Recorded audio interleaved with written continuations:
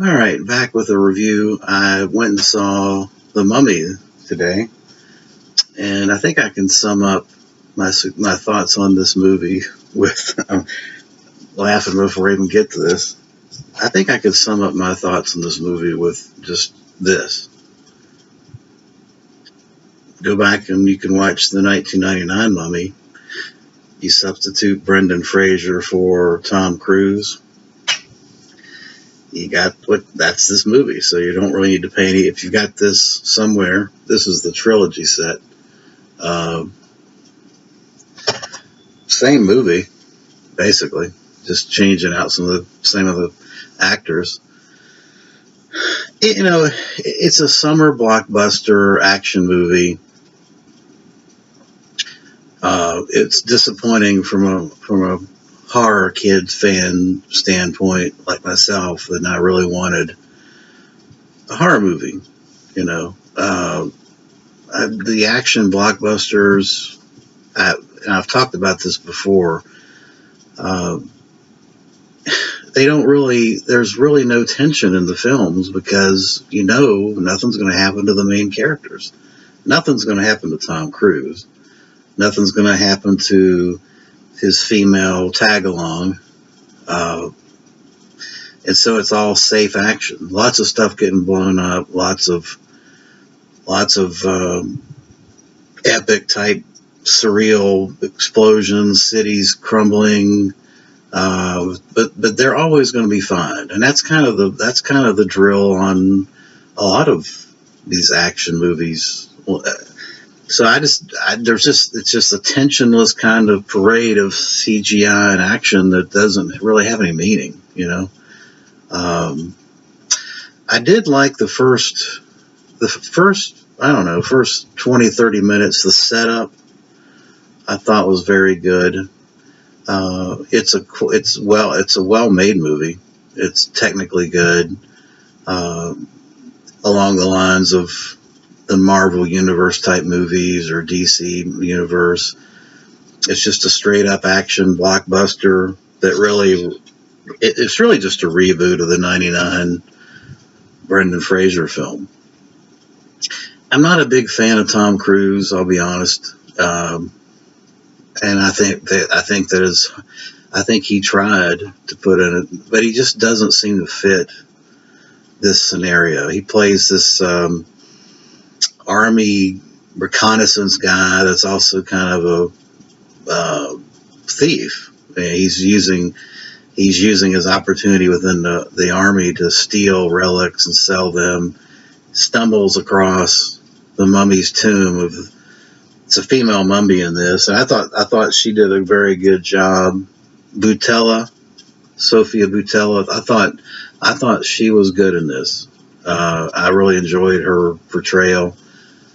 She was menacing. She was attractive, appealing. So yeah, I thought that worked really well. Russell Crowe is in this, and he's kind of, I guess he's sort of a precursor to the setup of the Dark Universe. He's, which I thought was an interesting way to kind of carry the movies forward. Which there's going to be a bunch of others, obviously, unless this is just a bomb. Which, kind of my recommendation, I think, is to the same thing I had with It Comes at Night. Just waiting, watching on Netflix or Cinemax, and I wouldn't spend any money on it. Or wait till it hits the $9 bargain bin at Best Buy and pick it up on Black Friday. Probably is my suggestion. Yeah. I think it's the scenes where there was mummies and horror related action. It was done very well.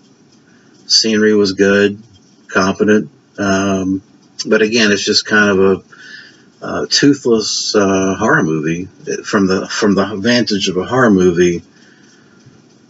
I think it wants to be more of a summer blockbuster thriller than it does the horror movie, which is disappointing to me, because it fails to me on both accounts.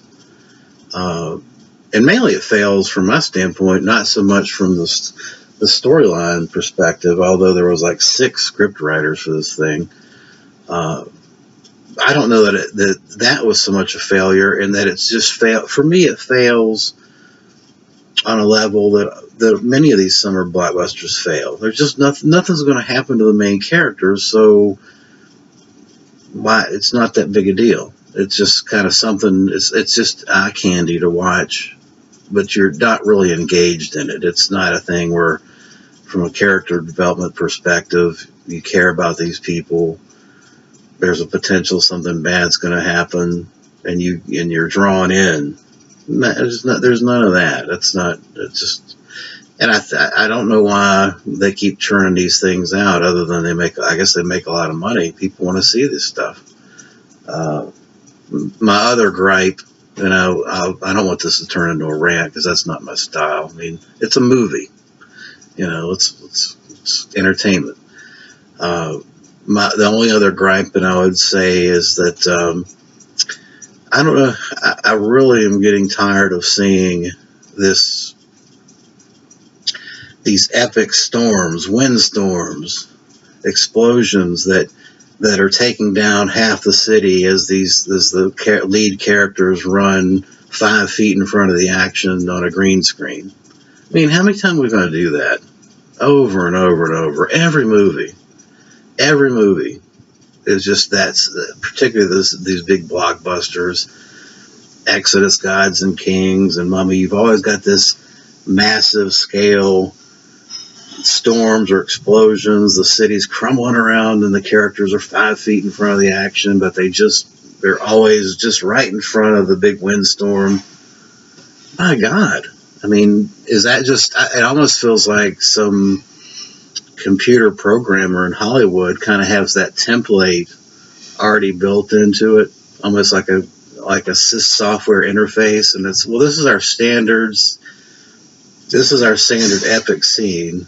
All we got to do is kind of change out the characters, and we can just keep doing this in every single movie, just a variant of the same theme, because we've already paid for it and the interface is already established.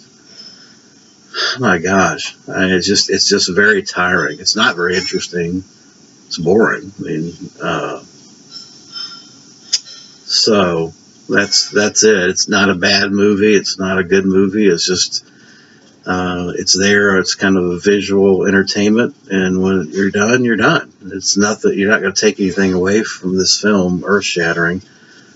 Other than, I think, honestly, Tom Cruise was probably miscast in this role, and it's no different. It's not really any different. They just didn't bring anything there's no new material, which is really, really disappointing. It looks like they just took the 99 script and made a few changes and changed out the actors and said, let's just do this. Throw in the epic windstorm scene, get Tom Cruise to run down on a green screen, and you're good to go. They actually did that twice.